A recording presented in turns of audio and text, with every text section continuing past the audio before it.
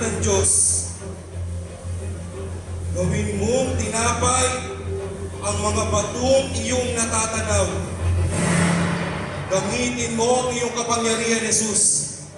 Gamitin mo! Hindi lamang sa tinapay. Nabubuhay mga tao. Wala pa.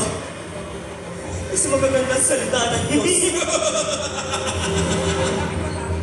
Jesus, kung tunay na ikaw ay anak ng Diyos, magtalon ka man sa talampas na ito, ay hindi ka mamamatay sapagkat sasigapin ka ng mga angeles mo. Hindi dapat tinutugso ang Diyos. Ayun lang nasusulat. Ang lahat ng iyong natatanaw ay likas na kayamanan ng mundo, Jesus. Ibibigay ko sa iyo ang lahat ng iyan. Kung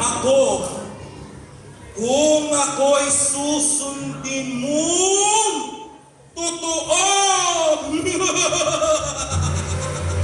Ang kayamanan niyo, si Diyos ang dapat purihin. Sundin at sambahin.